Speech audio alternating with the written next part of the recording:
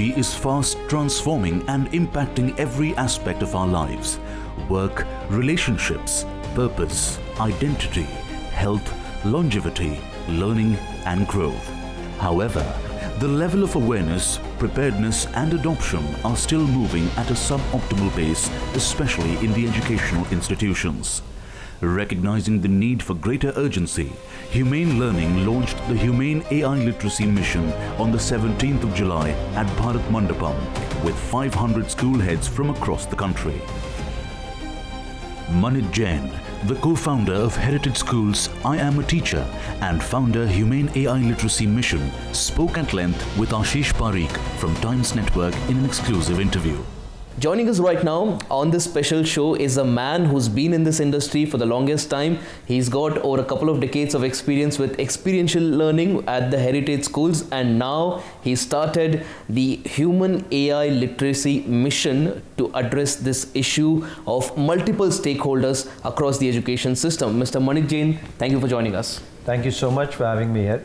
This is a technology not many people are still aware about how far-reaching its consequences are going to be. Just when, like I earlier mentioned, just when we are still now getting used to social media and the use of it and the integration of it into education system, now we have AI, a monster that keeps growing every passing week. We keep getting new models.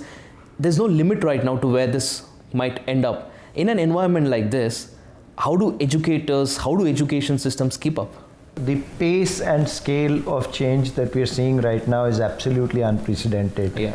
And in one of the reports that I read way back in 2015, they said that the impact of this technological revolution, not just AI, all of the technologies that are transforming the world right now, is going to be 3,000 times that of the industrial revolution and at 10 times the pace. So what happened in 150 years will happen in 15 years.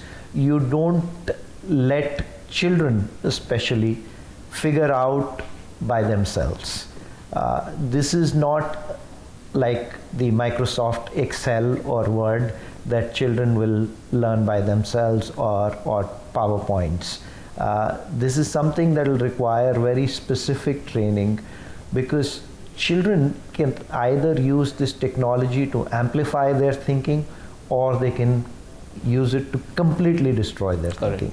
They can use it to build connection, to rehumanize themselves, or they can use it to completely destroy their ability to connect, as is what we're witnessing with social media, which is now not just for children. It is actually destroying every single person's ability to connect and to relate. Technology is very, very endearing, and if we see how the large language models are trained today, if I were to make one, I would also train it to be nice, polite, kind all of the time, to be affirmative, to praise. And when that happens, it fires dopamine.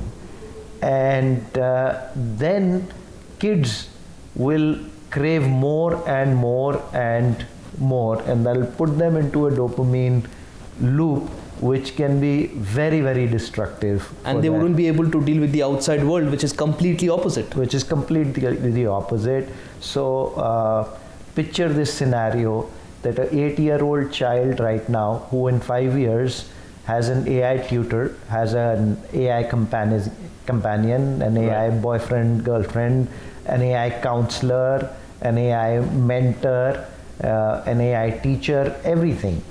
Now, you tell this child at the age of 13 to go out and play in the park. The child will say, I don't like human beings. I don't like my friends out there. They're very judgmental. They're constantly fighting, arguing. I can't handle this friction. I can't handle this struggle. Right. Now, you and I growing up have always known that it is this struggle that builds resilience. Absolutely. It is this struggle that builds character. But for a child who has not experienced that struggle, they will completely refuse to talk to human beings. Yeah.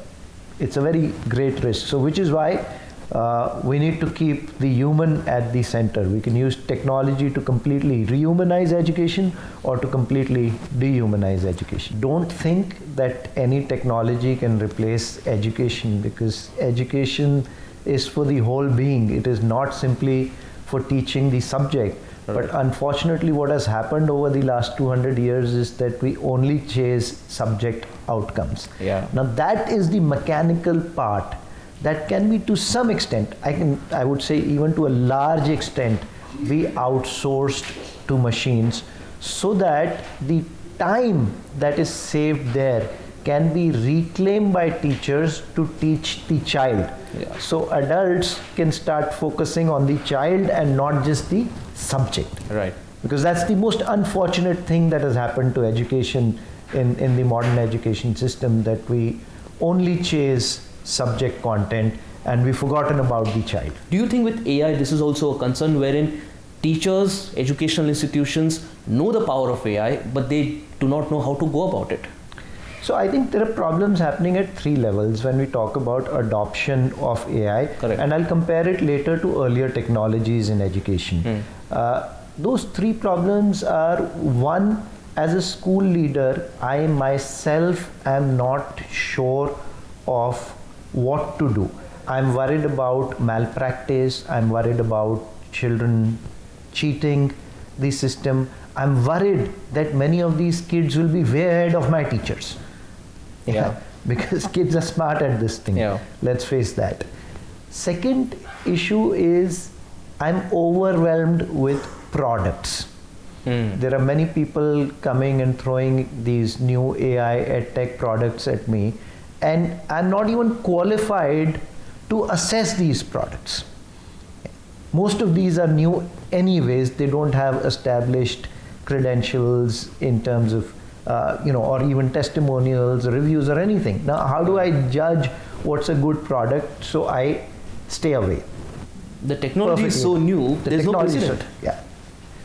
So the third issue that we're seeing is that school principals are the most overburdened with emergent issues species in the world.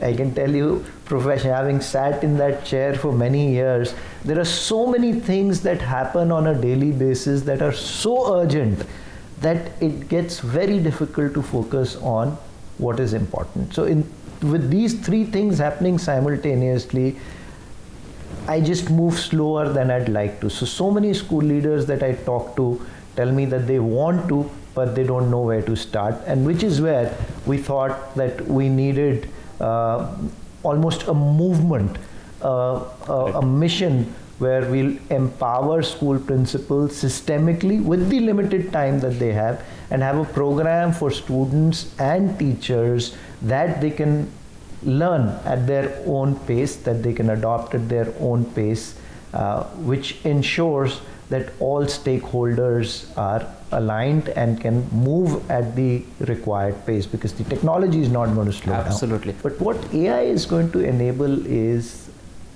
extremely good diagnostic assessments. So I can know where each child is in every subject, every skill, every conceptual understanding that I'm seeking at any given point of time. So it eliminates the need for that spot examination. Correct. So if I know that in these 8 topics that I need to test in grade 10, here is where my child is, then it also becomes a continuum that you need the child to be within this range, and so long as the child is within this range, it's all right. And somebody may be slightly lower in something, somebody may be slightly higher in something.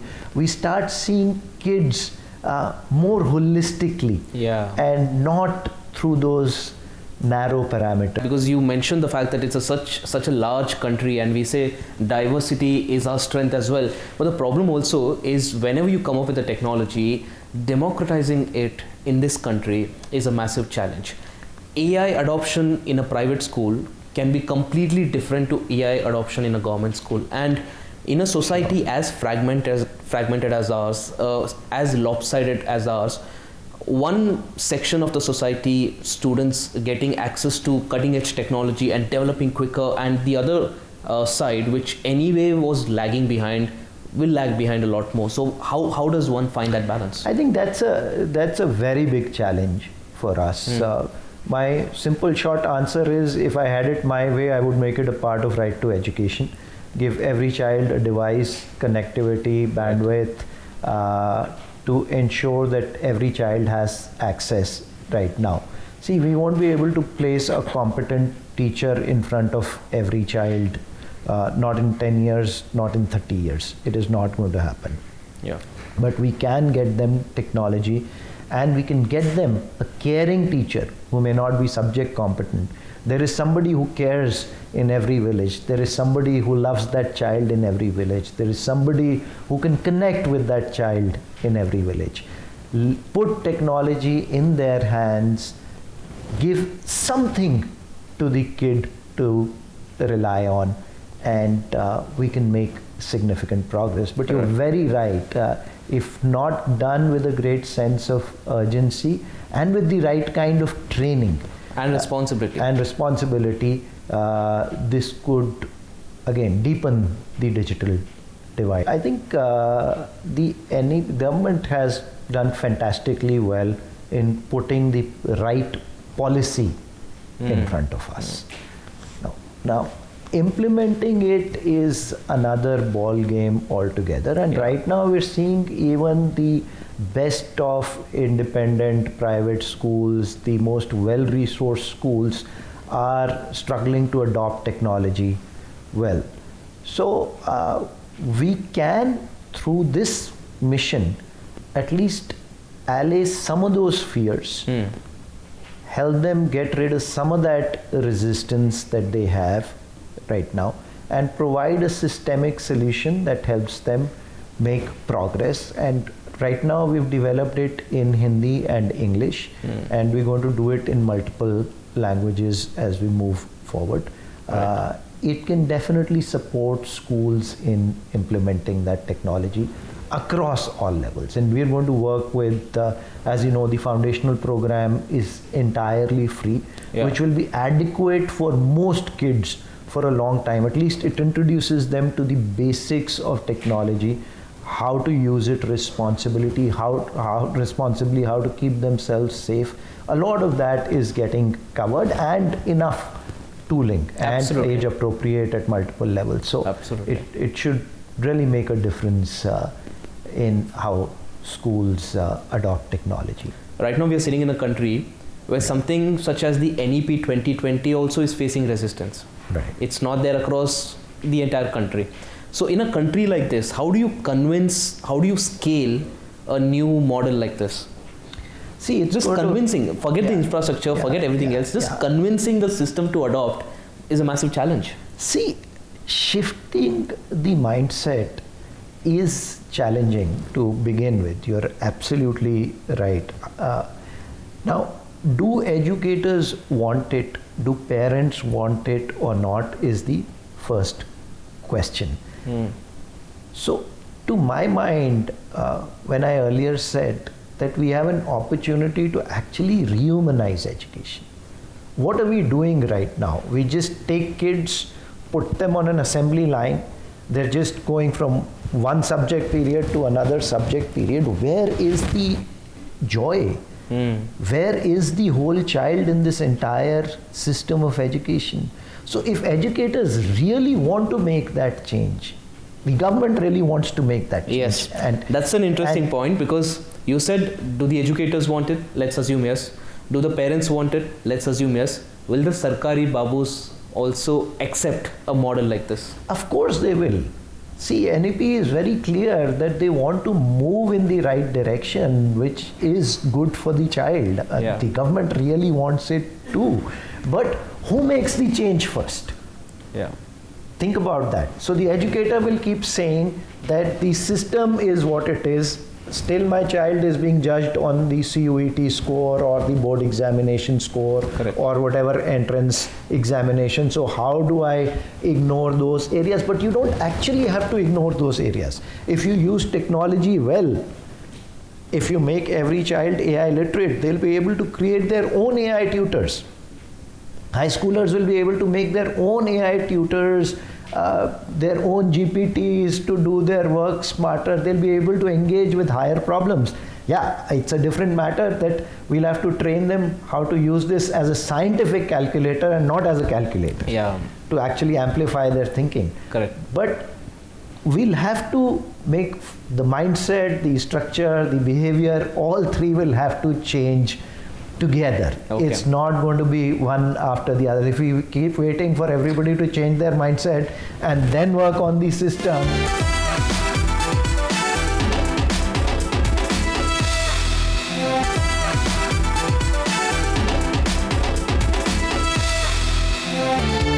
Humane AI Literacy Mission is a systematic approach to AI literacy accessible to private and government schools in the country, personalizing and democratizing the education, keeping the human at center. Shri Ashish Sood, Minister of Education, Government of Delhi, shared insights into how the government envisions making India AI ready. आज अगर किसी व्यक्ति को digital tool इस्तेमाल करना नहीं आता है तो उसके लिए अनेक अवसरों तक पहुंचना कठिन हो जाता है। लेकिन आज हम एक और बड़े बदलाव के दरवाजे पर खड़े हैं, एक और बड़े बदलाव के दौर पर खड़े हैं। मुझे लगता है 21वीं सदी 21st सेंचुरी की अगली लिटरेसी एआई लिटरेसी है। आज सवाल यह नहीं है कि एआई आएगा या नहीं, एआई तो हमारे जीवन का हिस्सा बन ही चुका है।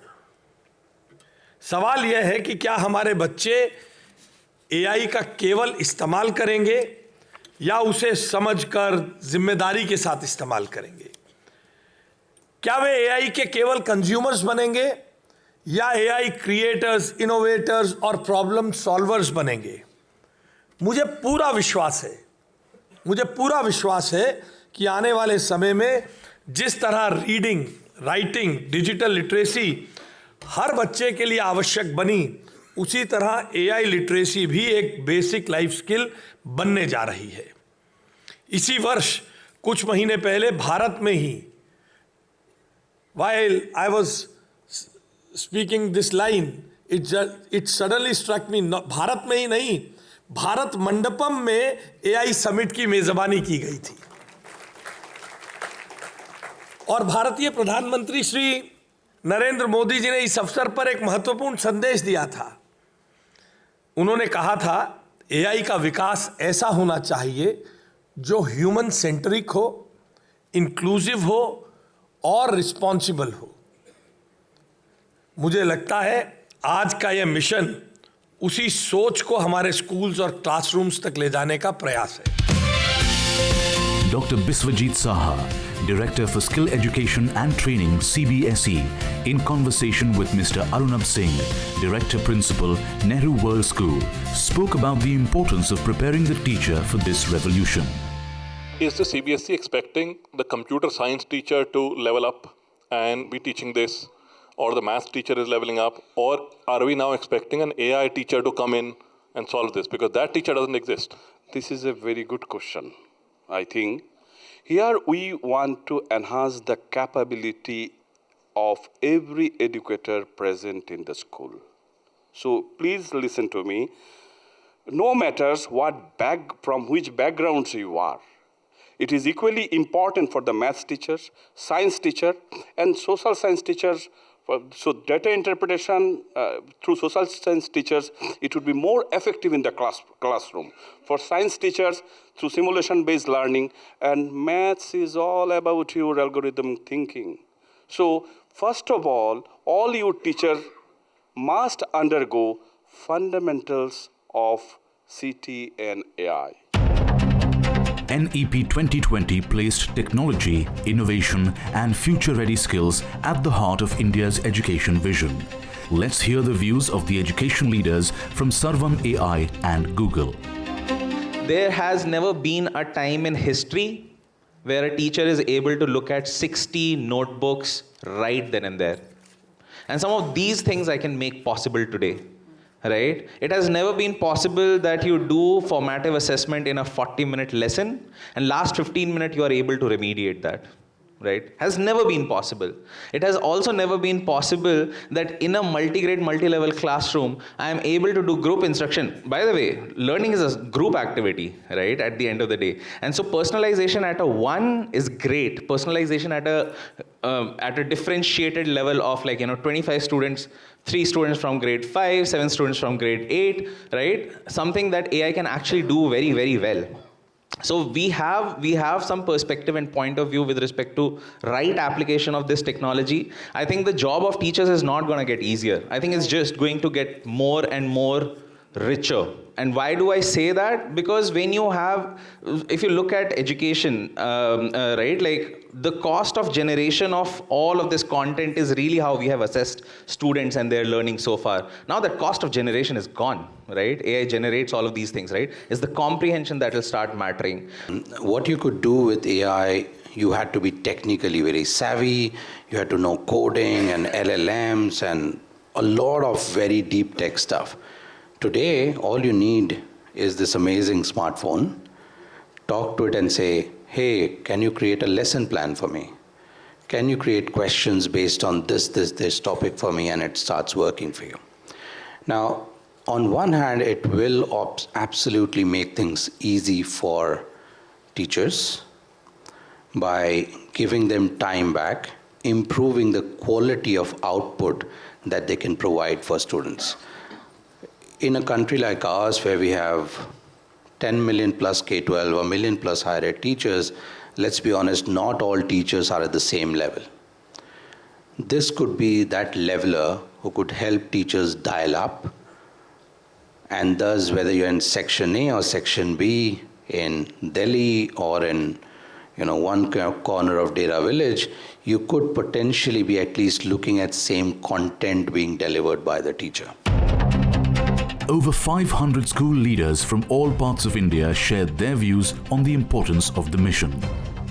I think the whole idea of humane learning is something that will take us from the intimate to the ultimate, from the local to the global. And it's come at such an appropriate time because immediately after COVID, we were lost. So it's come at a time when we're on the brink of really a huge evolution and a revolution. And I think the fact that Manit has been able to tie into that is absolutely awesome because that will allow children to touch the future. It will allow children to understand the whole macrocosm of life. And I think AI is so essential because it's already here. The future is here. And we need to connect with it. There are many events where they talk about AI and how to use, OpenAI or Claude, etc., etc. But this is specifically for educators. It's with people I trust. And also it sounds as though they're using the AI in a humane way, which is the difference between this and many other courses that I've seen. That's what attracted me to come today. It's the humane use.